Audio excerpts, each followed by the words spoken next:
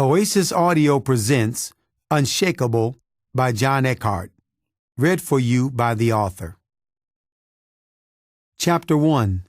Satan's Master Plan to Destroy the Human Race. This is double-mindedness. The thief does not come except to steal and kill and destroy.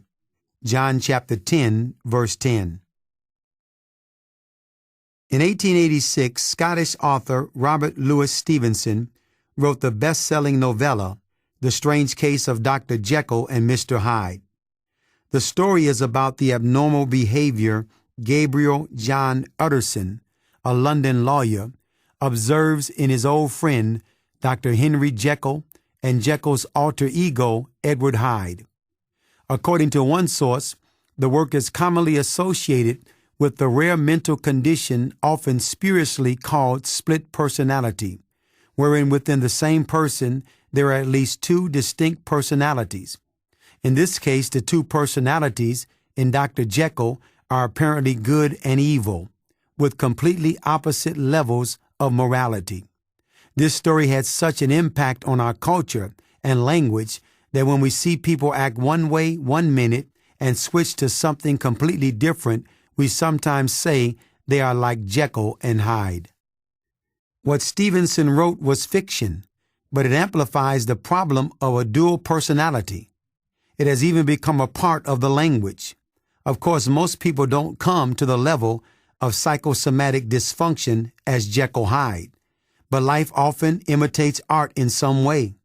In this case, the spirit of double-mindedness mentioned in the Bible is how we see a likeness of Jekyll and Hyde in the life of a believer. Double-mindedness is a real problem in our society from which Jesus can heal and deliver. Double-mindedness is connected to the psychotic disorder called schizophrenia, where a person's mind and personality become so fragmented and tormented with delusions and instability that eventually he or she becomes unable to function in society. Schizophrenia sometimes means split personality or split mind. Schizo is a Greek word that means to rend, tear violently, open or unfold. Severe schizophrenia is treated by psychiatry with drugs. As history shows, even shock treatment has been used to treat hallucinations and delusion, mental illness, and insanity. There are different degrees of schizophrenia, and most degrees do not require hospitalization. Although there are many psychiatric and medical definitions of schizophrenia, I'm giving the biblical definition based on James chapter 1, verse 8. I use the term double-mindedness because schizophrenia is interpreted by many to be a severe mental illness, and most would not even entertain the idea that they may be schizophrenic. Psychiatry uses the phrase an alter ego, which in Latin means the other I, defined as a second self, a second personality or persons within a person who is often oblivious to the persona's actions. This phrase was coined in the early 19th century when dissociative identity disorder was first described by psychologists. A person with an alter ego is said to lead a double life. Multiple distinct personalities are called alters. I believe what psychiatry calls alters are nothing more than demons. Remember, demons have personalities. Dr. Pat Holliday says, double-mindedness has a psychological, spiritual, emotional, and cognitive impact upon the mind. Psychiatrists and psychologists see it as a mental disorder. Deliverance ministers see it as a spiritual disorder to be resolved through deliverance. The Bible agrees that a person that has a split mind is mentally ill. James chapter 1, verse 8. A double-minded man is unstable in all his ways.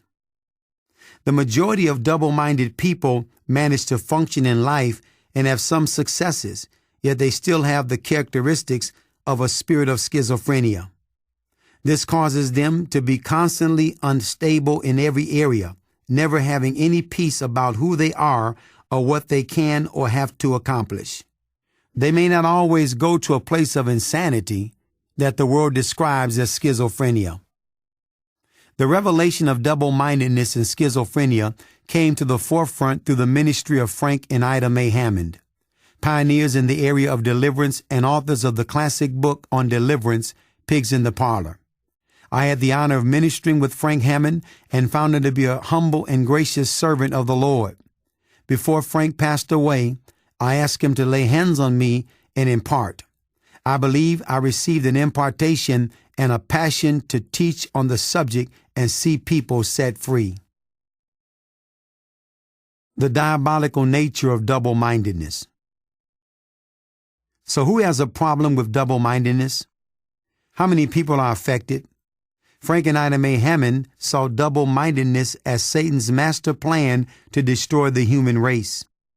They experienced that almost every person who comes to us for deliverance is found to have varying degrees of the network of demon spirits which cause schizophrenia. Ida Mae says that schizophrenia, or double-mindedness, is a disturbance, distortion, or disintegration of the development of the personality. Some will teach that Christians cannot have a spirit of schizophrenia.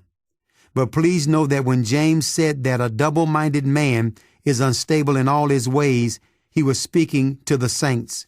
James chapter 1, verse 8. From Barnes' Notes on the Bible. A double-minded man, the word here used is the Greek word dipsukos, and occurs only here, James chapter 1, verse 8, and in James chapter 4, verse 8.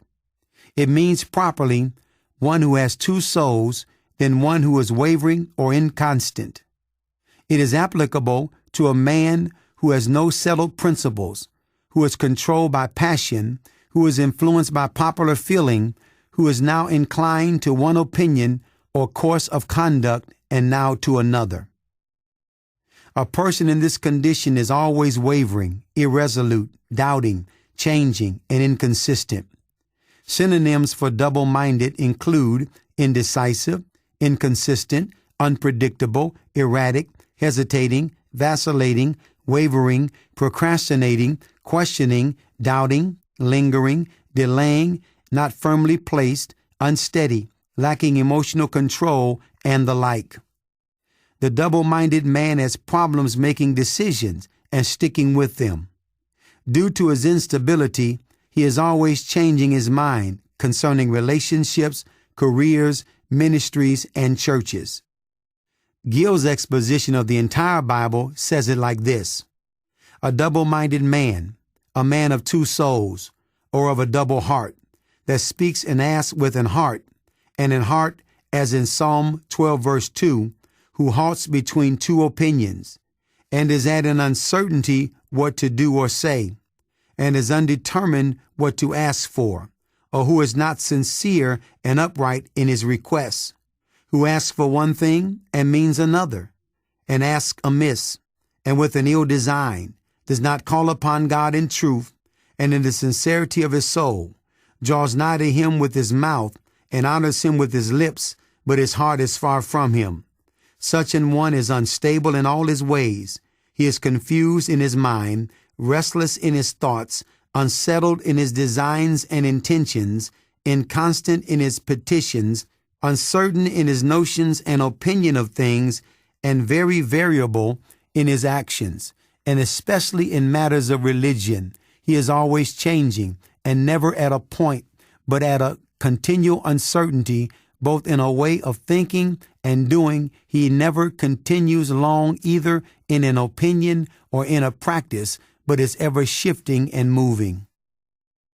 Double-mindedness is the polar opposite of stability, which means not likely to change or fail, firmly established, not easily moved, disturbed, or thrown off balance, firm, steady, not likely to break down, fall apart, or give way, not volatile or varying infrequently within a narrow range, not subject to mental illness or irrationality, fixed and firmly established.